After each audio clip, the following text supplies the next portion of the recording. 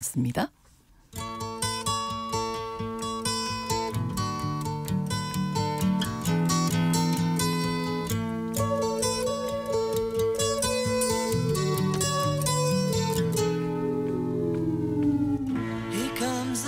현대문명은 플라스틱의 역사와 같이 했다고 해도 과언이 아니죠. 이 플라스틱을 만드는 게 바로 석유화학 산업인데요. 그 중심에 유럽이 있었고 한때는 세계 1위이기도 했습니다.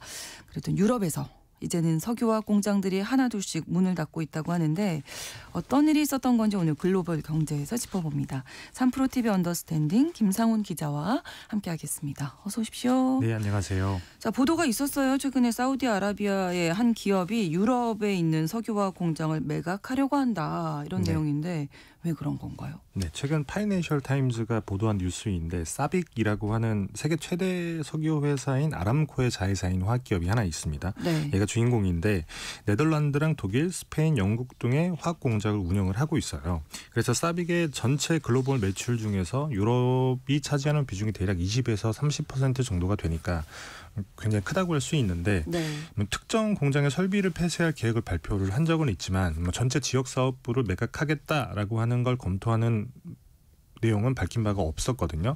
아직 최종 결론이 난 건 아니긴 합니다만 여하튼 이런 결정을 내린 건 비단 사빅뿐만이 아니라 유럽 석유화학 산업협회 보고서에 따르면 이미 지난 2년간 1,100만 톤 규모의 석유화학 생산 설비가 문을 닫았다고 합니다. 이게 감이 잘 안 오실 것 같긴 한데 그 이전 2015년부터 2022년까지 7년간 폐쇄 생산 설비가 다 해봤자 100만 톤 정도밖에 안 돼요. 근데 거기에 11배 정도가 지난 2년간 문을 닫았다는 얘기인 거니까 엄청난 숫자인 거죠. 미국의 석유화학 기업인 다우 같은 것도 독일에 있는 공장 두 곳을 폐쇄 검토 중이기도 하고 그다음에 미국의 엑슨모빌 같은 경우에도 프랑스 석유화학 시설을 폐쇄하겠다라고 발표를 하기도 했고 그다음에 라이온 델바젤이라든지 솔베이 같은 유명 석유화학 기업들도 유럽의 공장을 단계적으로 폐쇄할 계획을 세워놓고 있습니다. 한때 전 세계 석유 산업의 왕자에 앉아 있었던 유럽의 몰락이라고도 봐야 하는 건데 이유는 아주 쉽게 얘기를 하자면 유럽에서 공장 돌리는 게 너무 비싸다입니다. 이 유럽에서 석유화학 공장을 운영하는 게 그렇게 돈이 많이 드는? 네.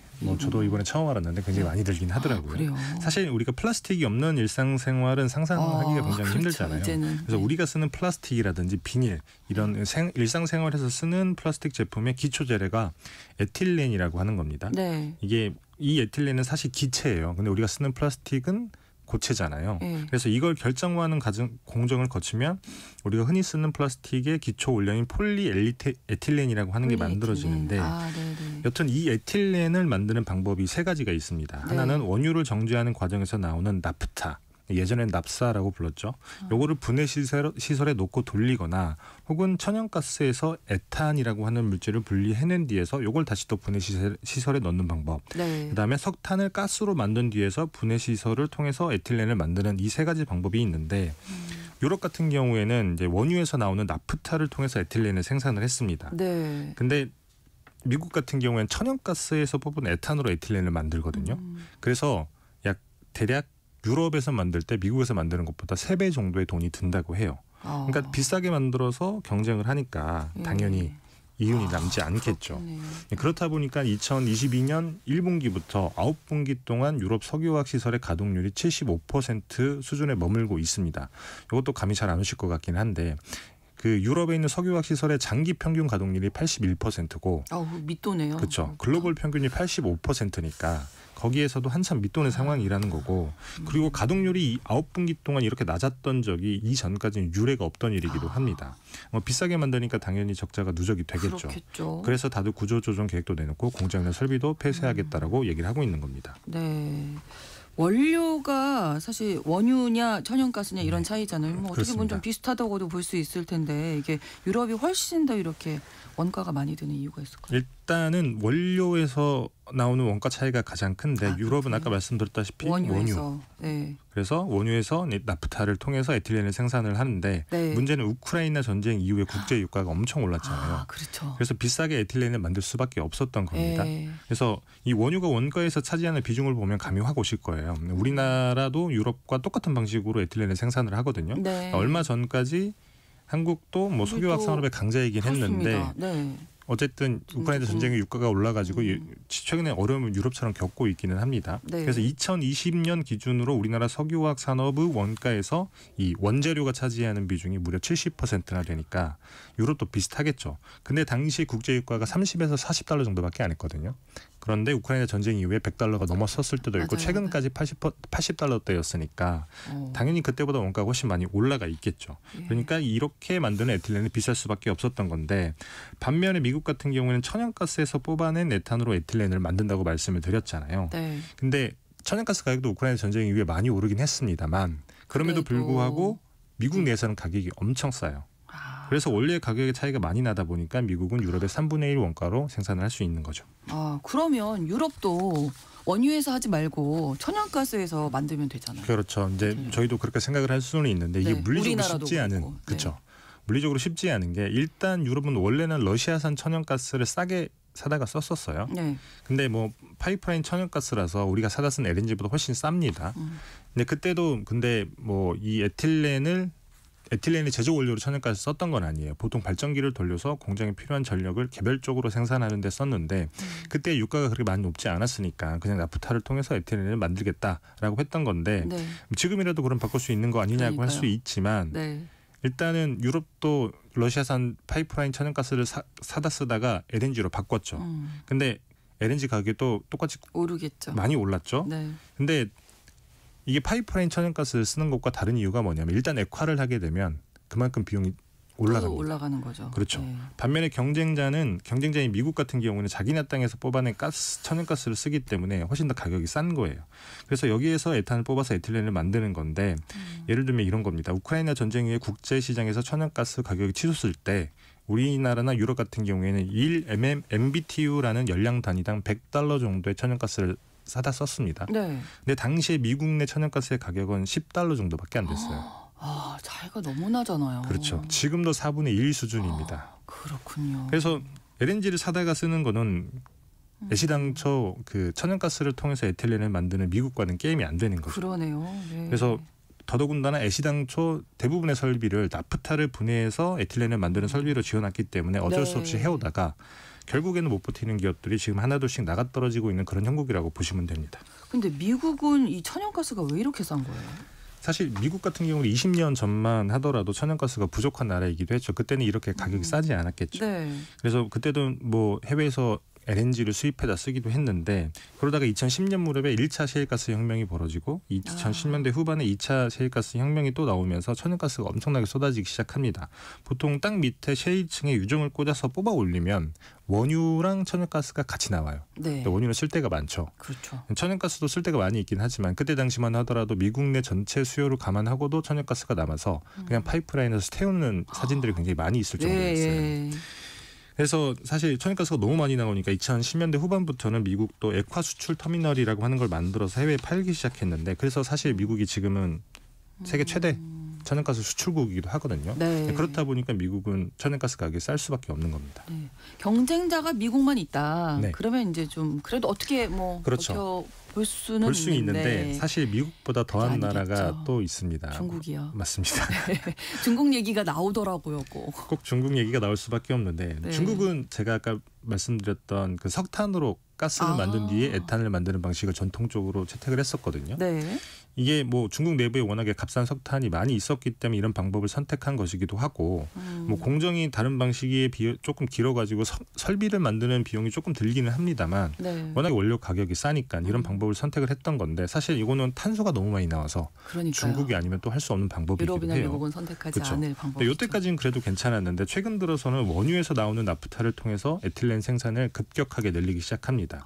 이게 COTC라고 불리는 시설이 있어요. 이게 좀 말이 조금 어렵기는 합니다만 보통 나프타 같은 경우에는 석유화학 기업들이 그러니까 원유를 정제하는 정유사에서 나프타를 사다가 쓰는데 이 COTC라고 하는 설비는 원유 정제와 나프타 분해를 한꺼번에 할 수 있는 그런 설비인 겁니다. 이거를 굉장히 공격적으로 지어서 우크라이나 전쟁 이후 제재 때문에 사실 서방 국가들이 러시아산 원유를 쓰지 못했잖아요. 네. 그때 중국이 굉장히 싸게 사오는 거죠.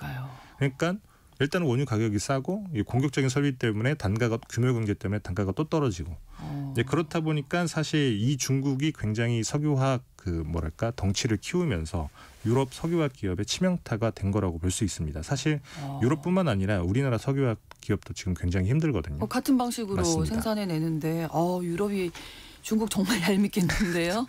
어쩔 수 없는 상황인 거죠. 그렇죠. 지금 여건이. 맞습니다. 네, 정말 무서워해야 하는 상대는 중국이었다. 그렇죠. 사실 이게 원가를 직접적으로 비교하면 바로 감이 오실 텐데 그거는 비교하기가 쉽지 않아서 네. 제가 지난 20년간 시장 점유율 변화를 보면 조금 감이 오실 것 같아가지고 이걸 가져왔는데 네. 2008년도에 글로벌 석유화학 산업에서 유럽 기업이 쥐고 있던 매출액 기준 시장 점유율이 23%였습니다. 네. 이때 2008년이니까 한 7, 8년쯤 되잖아요. 그때는 유럽이 1등이었어요. 그리고 중국이 그 다음으로 19%로 2등. 미국이 18% 3등이었는데 네. 2023년 기준으로 보게 되면 중국의 시장 점유율이 무려 43%에 달합니다. 와. 뭐 지난해 기준으로는 거의 절반 수준까지 올라오지 그러네요. 않았을까라고 추정이 되는데 반면에 유럽은 13%로 쪼그라들었어요. 와. 미국은 이렇게 조금 낮아진 한 역전이. 11% 정도였고 네. 그래서 이미 무서운데요, 2년 진짜. 맞습니다. 그래서 이미 2년 전에 중국 석유화학 기업이 전 세계 석유화학 산업을 장악했다라고도 볼 수 있는 겁니다. 근데 미국이 아까 원료 가격이 천연가스로 하니까 가격이 싸다 맞습니다. 말씀해 주셨는데 중국이 왜 점유율이 이렇게 확 높아졌을까요? 요거는 방식 차이 때문이기도 한데 네. 나프타, 에탄, 석탄 이렇게 석탄가스 세 가지 방식이 있는데 미국이 네. 쓰는 에탄 방식 같은 경우에는 사실 대부분 에틸렌만 만들 수가 있어요. 네. 에틸렌으로 만들 수 있는 플라스틱 제품 같은 게 조금 한정돼 있습니다. 우리가 흔히 쓰는 비닐봉지, 그다음에 플라스틱 병 이런 거의 원료인 건데 사실 이게 그렇게 부가가치가 크게 높은 건 아닙니다. 네. 그래서 자동차의 내외장재로 쓰이는 폴리프로필렌이라고 하는 게 있는데 네. 프로필렌 같은 경우에는 미국의 에탄 분해 방식으로는 사실 만들기가 어려워요. 그래서 다른 원료인 부타디엔, 벤젠, 툴렌 이런 원료들도 있는데 예. 여튼 이런 고부가가치 기초 원료를 만들려면 나프타 분해 방식을 써야 됩니다. 네. 그래서 원유에서 뽑아낸 나프타 분해 방식이 아까 말씀드렸다시피 중국이 굉장히 늘리고 있다고 말씀을 드렸잖아요. 네. 미국에는 이런 시설이 거의 없고 그래서 사실 중국이 전 세계 석유화학 산업 시장을 장악할 수밖에 없었던 겁니다. 유럽이 어떻게 할 방법은 없는 거군요. 지금 상황에서는. 그렇죠. 사실 원가뿐만 아니라 또 다른 요인이 있기도 해요. 네. 다른 비용도 따져봐야겠지만 다른 비용을 봤을 때도 유럽이 열세인 건 마찬가지인 건데 우선 전기요금을 얘기할 수 있습니다. 석유화학 업종은 사실 전기요금 부담도 굉장히 커요. 우리나라 석유화학 기업의 경우에 최근에 전기요금이 원가에서 차지하는 비중이 한 10% 정도로 올라갔다고 하더라고요. 네. 5년 전만 해도 한 3% 정도였거든요. 근데 지금 최근에 산업용 전기요금이 많이 올라서 이렇게 많이 오른 건데 네. 근데 유럽 같은 경우에는 전 세계에서 전기요금이 가장 비싼 비싸죠. 곳이기도 합니다. 네. 그래서 석유화학 시설이 밀집된 독일이나 네덜란드를 보게 되면 2023년 기준 독일의 산업용 전기요금이 1kWh시당 22센트 정도 해요. 네. 네덜란드도 비슷한 수준인데 근데 반면에 미국은 절반이 채 안 되는 8센트. 중국은 막 6센트 정도로 추정이 됩니다. 근데 원료도 비싼데 전기요금마저 비싼 거죠. 비교가 안 되네. 또 이게 다가 아닌 게 유럽은 탄소 배출에도 굉장히 엄격한 그렇죠. 곳이잖아요. 네, 그래서 네. 당국이 허용하는 범위 안에서만 탄소를 배출할 수 있고 그 이상 배출하게 되면 탄소 배출권을 사다가 이걸 메워야 됩니다. 그래서 석유화학 업종 같은 게 대표적인 탄소 배출 산업이잖아요. 그렇죠. 그래서 이게 다 돈인 거예요. 그래서 미국은 상대적으로 탄소 배출 규제도 낮지만 에탄에서 에틸렌을 만드는 방식은 탄소 배출도 훨씬 적기 때문에 돈이 적게 들고 중국 같은 경우에는 탄소 별로 신경 배출은 안 별로 쓸걸요? 규제를 신경 안 쓰기 네. 때문에 그러니까 모든 면에서 유럽은 비싸게 만들 수밖에 없는 상황이라는 거죠. 네. 근데 문제는 이제 우리가 유럽과 비슷한 방식이기 때문에 우리의 경우를 이제 생각해야 되는 맞습니다. 거잖아요. 사실 방금 말씀드렸던 것처럼 유럽 석유화학 기업이 사실 중국이나 미국에 이길 수 없는 싸움을 하고 있는 셈인 건데 이게 네. 남의 일만이 아닌 게 1등이었던 유럽도 그러한데 우리는 더 힘들 수가 있죠.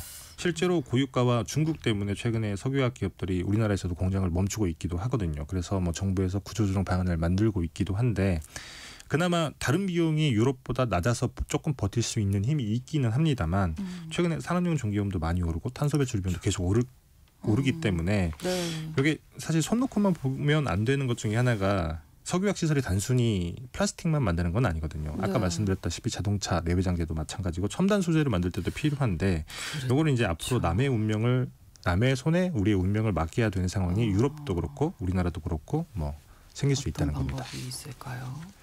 자, 오늘 3프로TV 언더스탠딩 김상훈 기자와 함께했습니다. 고맙습니다. 네, 감사합니다.